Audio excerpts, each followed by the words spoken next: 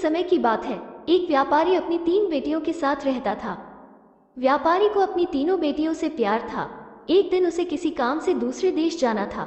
जाने से पहले व्यापारी ने अपनी तीनों बेटियों को अपने पास बुलाया और पूछा, मेरी प्यारी बच्चियों, कहो मैं परदेश से तुम तीनों के लिए क्या लाऊं? पहली बेटी ने सुंदर कपड़े और दूसरी बेटी ने गहने मंगवाए। तीसरी बेटी, जिसका नाम ब्यूटी था, उसने अपने पिता से कहा कि वो उसके लिए एक गुलाब का फूल ले आए। व्यापारी ने अपनी तीनों बेटियों से उनके उपहार लाने का वादा किया और अपने सफर पर निकल पड़ा। अपना काम खत्म करके व्यापारी जब अपने घर की ओर चला तो वो तूफान में फंस गया और रास्ते से भटक गया। बहुत कोशिशों के बाद भी वो अपने घर का रास्ता ना ढूंढ सका। तब तक तो अंधेरा भी हो चुका था। तभी अचानक उसकी नजर एक रोशनी पर पड़ी जो दूर एक महल से आ रही थी। व्यापारी ने सोचा शायद महल में उसे रात बिताने की जगह मिल जाए, इसलिए वो उस तरफ चल पड़ा। जब व्यापारी महल में पहुंचा तो महल में कोई भी नहीं था। उसने हर तरफ देखा लेकिन उसे महल में कोई नहीं मिला।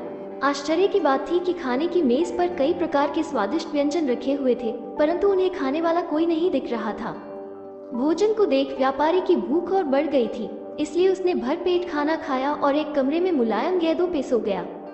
सुबह व्यापारी ने जब महल के बागीचे में सुंदर गुलाब खिले देखे तो उसे ब्यूटी से किया हुआ वादा याद आ गया।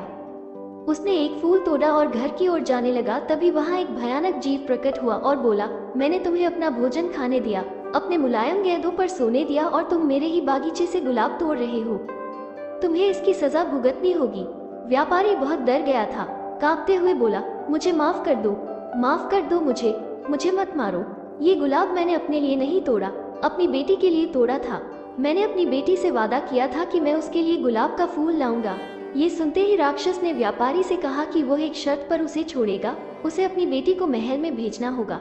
डरा और घबराया हुआ व्यापारी अपनी बेटी को भेजने का वादा कर वहां से चला गया। घर पहुंचकर व्यापारी ने अपनी बेटियों को सारी बात बताई और ब्यूटी से माफी मांगते हुए कहा, अपनी जान बचाने के लिए मुझे उस समय कुछ समझ नहीं आया और मैं राक्षस से यह वादा कराया। मुझे माफ कर दो ब्यूटी, अपने स्वार्थी पिता को माफ कर दो। ब्यूटी ने अपने पिता के गले लगते हुए तसल्ली दी, आप बिल्कुल परेशान ना हो पिताजी, मैं आपका किया हुआ वादा जरूर निभाऊंगी। ब्यूटी जब महल पहुंची तो बहुत घबराई हुई थी। राक्षस का भयानक चेहरा देखकर वो बहुत डर गई, लेकिन राक्षस ने उसका खुले दिल से स्वागत किया। राक्षस ने उसे रहने के लिए अपने महल का सबसे अच्छा कमरा दिया और जब ब्यूटी आग के सामने बैठकर कढ़ाई करती तब राक्षस उसके पास घंटों तक बैठा रहता और उसे निहारता रहता। धीरे धीरे दोनों को एक दूसरे का साथ अच्छा लगने लगा और वे अच्छे दोस्त बन गए। अब वो दोनों सारा दिन एक दूसरे से बातें करते और खुश रहते। राक्षस को ब्यूटी बहुत अच्छी लगती थी और वो उससे शादी करना चाहता था, लेकिन डरता था कि ब्यूटी एक राक्षस से कभी शादी नहीं करना चाहेगी। बड़ी हिम्मत जुटाकर एक दिन उसने ब्यूटी से अपने दिल की बात कहने का फैसला किया। जब वो ब्यूटी के पास पहुंचा तो देखा कि ब्यूटी अपने पिता को याद करके बहुत उदास है। उससे ब्यूटी की उदासी देखी नहीं गई और उसने ब्यूटी को एक जादुई शीशा दिया जिससे वो अपने पिता को देख सके। ब्यूटी बहुत खुश हुई, लेकिन जब उसने अपने पिता को देखा तो वो बहुत बीमार थे। ये देख ब्यूटी ने राक्षस से अपने पिता से मिलने की इच्छा जताई। राक्षस ने उसे पिता से मिलने की इजाजत दे दी और 7 दिन में वापस आने को कहा। ब्यूटी ने तय समय में आने का वादा किया और अपने घर चली गई।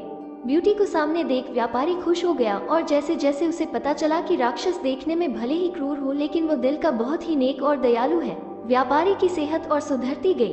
परिवार से मिलने की खुशी में 7 दिन कब निकल गए ब्यूटी को पता ही नहीं चला।